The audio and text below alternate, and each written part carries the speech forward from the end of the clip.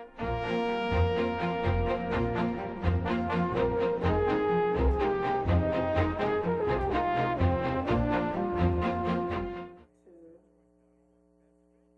evening. I'm your host, Karen Hudis, in this series on the network of global corporate control. Today's segment is going to give you another close-up of Jose Rizal, the man who put the world's wealth into a trust for the benefit of humanity for 50 years and put the institutions in place in order to bring the wealth out of hiding. Then we're turning to strategies for outreach to accomplish the goal that Jose Rizal set out for us, the global currency reset. Today's show is coming to you live from DCTV studios, and I would like to thank Carmen Stanley, Mo Jackson, and Cecilia Key, who's the floor director. This series has been on the air and on the internet for nearly a year. I encourage you to read the comment section in the archives, where you will see how all of humanity is working together on the global currency reset. I'm the Overseer Mandate Trustee of the Global Debt Facility, which is the trust that Jose Rizal and his lawyer Ferdinand Marcos set up, containing the world's monetary gold reserves. This trust also contains other precious metals, gemstones, and art treasures. We've been talking about some of these treasures in earlier episodes, and I'd like to show you a picture of the Koh-i-Noor diamond. That's right, and also there's a Monet painting, there's many paintings, and this is the Amber Room, which we believe is on a train near Poland, and when I wrote to the embassies to tell them that these treasures were part of the trust, that's when they suspended working on these trains. The 188 ministers of finance on the Board of Governors of the World Bank and IMF, which administer the Global Debt Facility, gave me the job of Overseer Mandate Trustee after I worked for 21 years in the World Bank's legal department. I was hired into the World Bank by Ibrahim Shihada, the former general counsel of the Organization of Petroleum Exporting Countries. In 1976, between my second and third years of law school, I wrote a legislative history of the G77, which is a group of 134 developing countries. You can see from my website the 20 years of correspondence between me and the representatives of the World Bank's member countries, and my whistleblower retaliation case after I bought a World Bank bond to get around the World Bank's immunities. The Board of Governors settled my lawsuit, but the United States Judicial Conference, headed by Justice John Roberts, ignored the Board of Governors. I am now a sting operation revealing the corruption in the United States federal courts and the interregnum in legitimate government of the United States. Interregnum, that means that that's an interruption. There are 3 examples. The first example is my tweet to Barack Obama about his nomination of Merrick Garland, who's one of the judges who botched my case and violated his oath of office by refusing to sit in a court guaranteed under Article 3 of the Constitution of 1789. Our Constitution of 1789 is not in effect.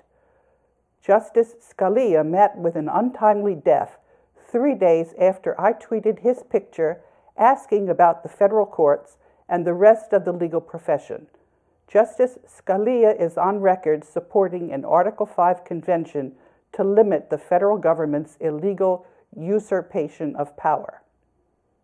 A second example is my tweet advising John Kerry at the State Department, as well as the other members of the National Advisory Council on International Monetary and Financial Policies, and the Joint Chiefs of Staff, that the secret military rule in the United States is now ended, and that I now represent the United States government on the Board of Governors and the boards of executive directors of the World Bank and IMF until the Constitution of 1789 goes back into effect via Article 5.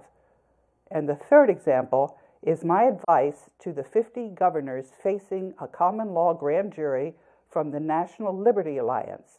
I advised them that the global currency reset is planning to put an amnesty so that we can do a transition, a peaceful transition.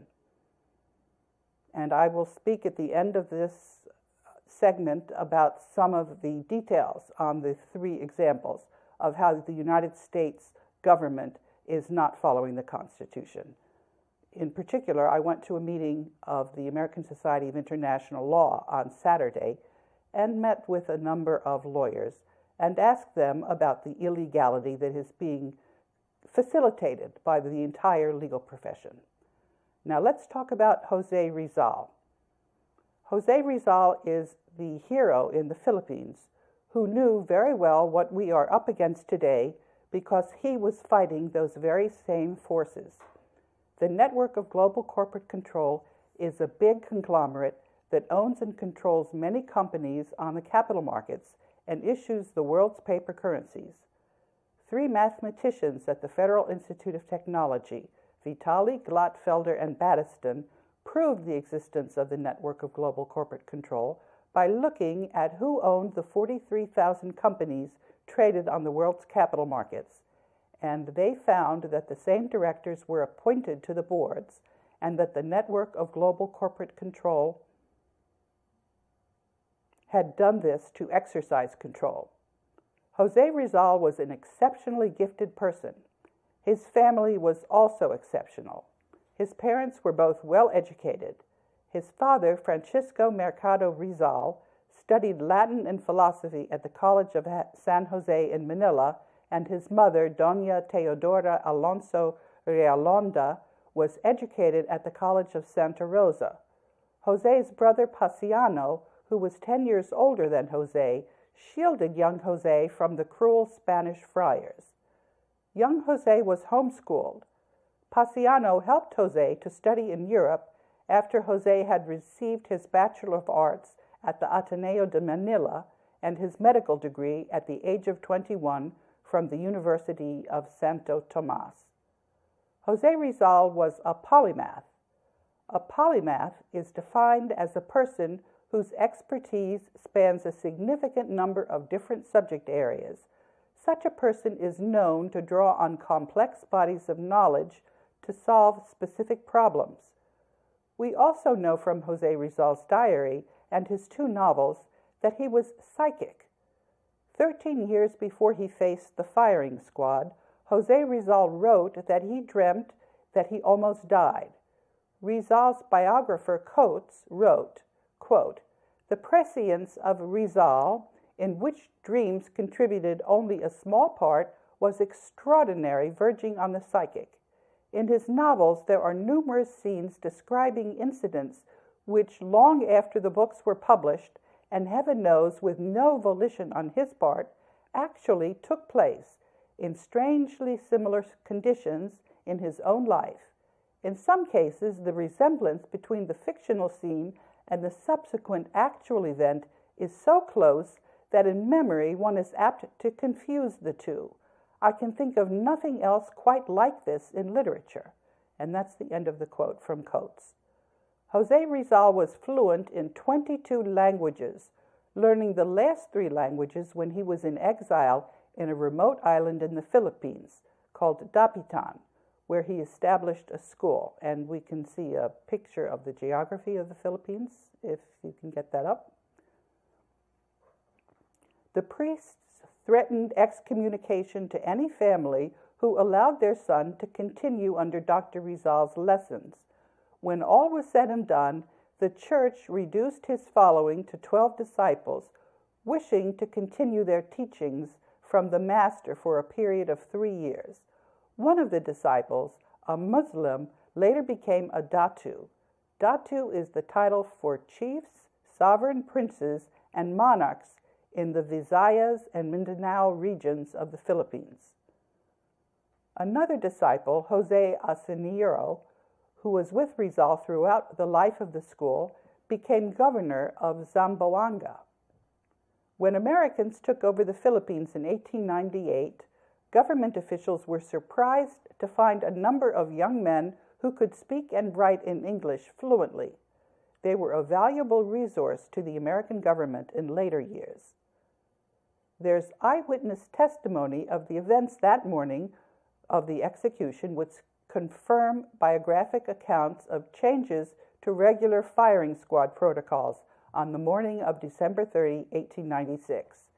If Jose Rizal did indeed survive the shooting, he would have been smuggled out of the Philippines, and upon recovering from his wounds, Rizal would have eventually joined the Jesuits under the alias name. Legend has it that Dr. Rizal took the name Reverend Father Jose Antonio Diaz. Whether he did indeed survive the firing squad or not, Mike Brakey, who did about 95% of the research for this program, has concluded that Rizal made provisions to carry out a secret operation against both the friars in the short term and the Vatican in the long term. Between 1896 and 1942, it is believed a brilliant Filipino, Reverend Father Jose Antonio Diaz, ascended through the Jesuit ranks. He may have risen to second or third in command of the Jesuits and reported directly to the Black Pope, the Superior General of the Jesuits, Vladimir Ledachowski. After 27 years as the 26th Black Pope, Ledachowski, aged 74, suddenly dies on December 13, 1942. Now the printed records of the Church indicate, due to the chaos of World War II, that there was no Black Pope until September 15, 1946. John Baptiste Johnson's is now recorded as the 27th Black Pope. The current Black Pope, Adolfo Nicolas, is the 30th Superior General. Adolfo Nicolas is to step down sometime this year. It's unusual that the Black Pope does not continue to serve until his death. During the time of chaos and immediately after World War II, it is alleged that Jose Rizal, under an alias name for 46 years, and he would then be 71 years old, was entrusted with the Vatican's gold. He had also gained access to the bulk of the Japanese and German gold that was taken from the elites around the world in the first half of the 20th century. Jose Rizal put it in a trust fund, had the gold melted down in Singapore, and stamped and drew up legal documents, and got all the leaders at the time, including Eisenhower and Truman, to agree to keep this agreement secret for 50 years, and then prepare the entire world for a financial reset in the early part of the 21st century. If all went as Rizal anticipated, the Vatican bankers would be on the edge of bankruptcy from the gold that had been looted from them. If the gold was not released to the world in a timely manner, mankind might enter another dark age upon financial collapse of the international bankers. Now let's turn to strategies for outreach. I'd like to show you a short video which is now viral on the internet. Every day it looks as if there's at least 1 million additional viewers.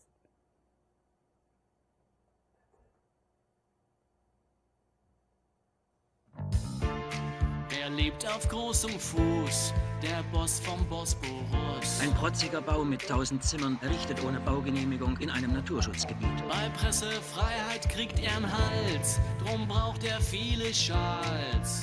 Bis Sorumlus, bis Meschulus. Ein Journalist, der was verfasst, dass Erdogan nicht passt, ist morgen schon im Knast. Redaktion wird dicht gemacht, er denkt nicht lange nach und fährt mit Tränengas und Wasserwerfern durch die Nacht. Sei schön charmant, denn er hat dich in der Hand. Erdogan, Erdobo, Erdogan. Die Zeit ist reif für sein großosmanisches Reich. Erdogan, Erdobo, Erdogan. Gleiche Rechte für die Frauen, die werden auch verhauen. Die Polizei in Istanbul hat eine Demonstration zum Weltfrauentag gewaltsam aufgelöst. Ist das Wahlergebnis schlecht, das ruckelt er zurecht. I like to move it, move it. Kurden hasst er wie die Pest, die bombardiert er auch viel lieber als die Glaubensbrüder drüben beim IS. Gib ihm dein Geld, er baut dir ein Flüchtlingszelt. Erdogan. Sein Land ist reif für einen EU-Beitritt, er pfeift auf Demokratie. Mit Ü sagt Erdogan. Und er reitet in den Sonnenuntergang.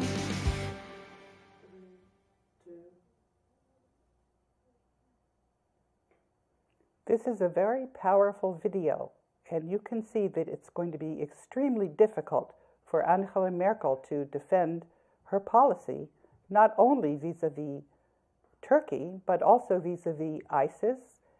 It's very clear from the Defense Department political science model that Germany's disaffection for the network of global corporate control is going to lead to a turning point. And the United States is either going to keep Germany as its ally, or we're going to be ending up in World War III. What it also shows is that the network of global corporate control is going to be affected by what happens in the United States. And if we can turn back at the beginning of this segment in the teleprompter. The model started predicting ever since Elaine Colville and I got our statement up on the UK Parliament website and the European Parliament that there was going to be a coalition for the rule of law. The central swing vote is the shift of Germany out of the control of the network of global corporate control. I had the power transition model in mind when I wrote to Senator Dick Lugar on the United States Committee on Foreign Relations. This committee was then chaired by Joe Biden, about the fact that Eckhard Deutscher, dean of the board and Germany's executive director, told me that, quote, the World Bank board is treated like a mushroom kept in the dark and covered with fertilizer. With this video that you've just seen, how long do you think Angela Merkel is going to remain in office? Our allies know that the bankrupt Federal Reserve's days are numbered and that state capture is ending in the United States. The point about the power transition model is that all of the trends that reinforce each other work in tandem. Also at the center of the model is the fact that Japan, which depends upon the United States military, is not about to allow a unilateral surrender of the United States military might through a crash of the Federal Reserve note. This allows those loyal members of the United States military to take down the Federal Reserve, working with the joint U.S.-Japan Committee under the Status of Forces Agreement, without having to break ranks with the Knights of Malta in the Joint Chiefs of Staff. Another indicator is the fact that enlisted men are asking to friend me on Facebook. And I'm going to read you a quote that I received on YouTube. It's just a paraphrase because when I went back to find it, it had disappeared. Karen, this is mind-blowing. I can barely wrap my head around what you're telling us, let alone trying to tell these things to other people. Let me confess that this is the paraphrase. I've had to learn how to reach out to the people around me, and I'm basing my advice to you on this personal experience of mine. The best way to learn on outreach is to take feedback into account. Be gentle, and this means taking the temperature of the person you're talking to. It's not one size fits all. Some people are going to resist this alternate reality, no matter how compelling the information that you present to them. Leave the people alone if they resist, all the more so if these are people you're living with.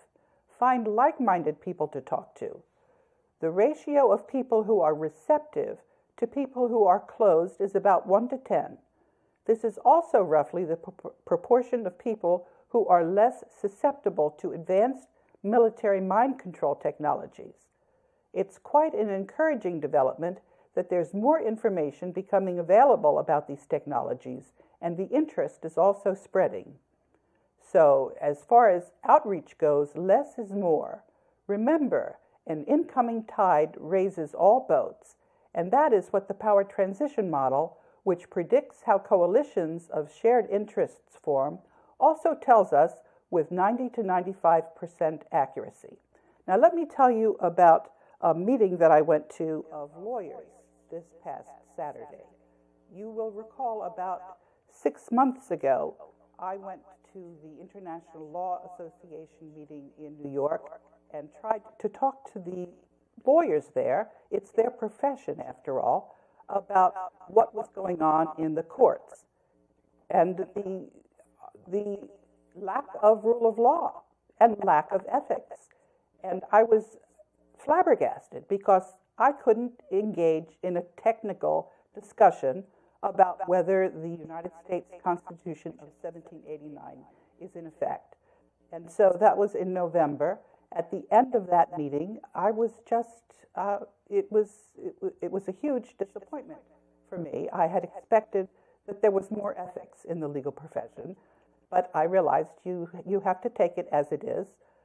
And I tweeted a picture against the skyline of New York and tweeted that the legal profession, as far as I was concerned, had lost its right to be a profession if they're not willing to engage on those issues.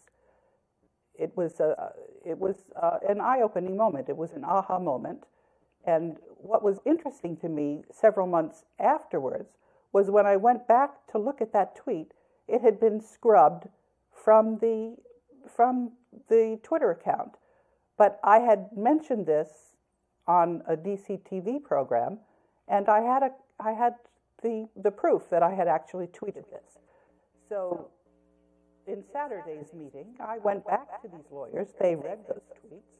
I had been tweeting a lot about the legal profession and what's going on with Justice Scalia and the failure of the legal profession to deal with the fact that this justice, that the circumstances surrounding his death, and in particular, the specific thing that Justice Scalia said about Article 5. He said that any risk of an Article 5 constitutional convention was worth taking because that was the only way to confront a federal government that was out of control. And no engagement on this issue. And so when I went to the meeting, having made these points, and still very few, none of my fellow lawyers were willing to go into the substance, which is quite remarkable. And there was something else that happened, which had to do with Christine Lagarde. The internet wrote that she had signed an agreement with the Vatican suspending the global debt facility containing the world's wealth, and that the person who accompanied her to the signature was the General Counsel of the International Monetary Fund, Sean Hagan, and one of my colleagues, Cynthia Lichtenstein, then went on to talk about how we needed to have Sean Hagan at the upcoming International Law Weekend. And so I put out on the Twitter that if this agreement had been signed, both Christine Lagarde and Sean Hagan were no longer working at the IMF because there had been no authority given to them to sign that agreement. They had no right to sign away the world's wealth. And what happened after that was even more remarkable, which is that there was a statement that Christine Lagarde was reappointed. Her term didn't end, won't end for another 6 months. And in the meantime, I am now the person on the board of the World Bank to vote. I didn't vote to extend Christine Lagarde's term to another term. She was not reappointed. What happened was she was fired, and they were trying to reappoint her by extending her term. And I called them on it. And then what happened was I was forwarded a signed document. It was signed by Mr. Badre, who had, I think, replaced Jim Kim as the president of the World Bank, because the Board of Governors fired Jim Kim back in December. And so I've been quite vocal about what's going on with these attempts to steal the world's wealth. It's a trust that was put in effect for 50 years. At the end of that 50-year period, the way that these assets are distributed is by the decision of the Board of Governors. And as Overseer Mandate Trustee, I'm able to invalidate any entity that signs an illegal agreement. And so I invalidated what Christine Lagarde and Sean Hagan had signed with the Vatican. And so what happened is Mr. Badre is no longer working at the World Bank. You then see pictures of Jim Kim and Christine Lagarde with various groups in the G20. This doesn't reappoint them. This is just a charade. So where we are now is we are at a fork in the road, and one side of that fork is what the power transition model is telling us the people on Earth want. That is, they want a peaceful transition, and that the assets in the global debt facility are used to replace the paper currencies, which are otherwise going to crash. And so I am sitting in the very center of this fork in the road, and we are going to all choose which fork to take. We've had other times. Humanity has had other times. But this, because of the gift of love of Jose Rizal, is a time that we, according to the power transition model, have an excellent chance of emerging unscathed, using love and all working together. What I encourage you all to do is to reach out, and as I've mentioned, don't try to force the discussion, but if you've heard this, look into what the documentation is. You'll see it's very compelling. You'll see that I am simply implementing the gift of love that Jose Rizal and Ferdinand Marcos gave to us. And this is a wonderful gift. And as I said, the likelihood that we are able to capitalize on it is 90 to 95%.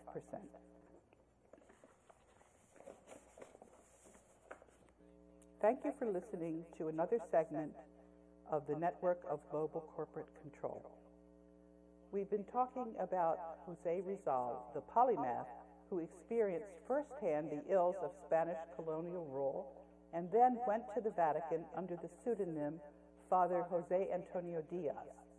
After rising through the ranks, Jose Rizal and his lawyer Ferdinand Marcos set up a trust of the world's monetary gold and other treasures for the world's people to inherit after 50 years.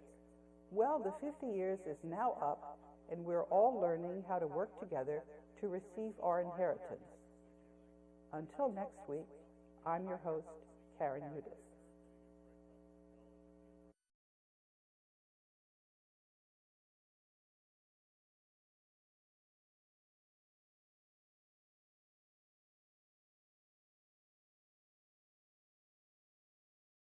Excellent news. For this reason, I'm going to give you another example of how we've been hoodwinked, and that example is what's been going on with our property. The title to the automobiles, it's been taken away from us by the governors. You can write to your governors. Good, I've now used up the minute, and thank you again.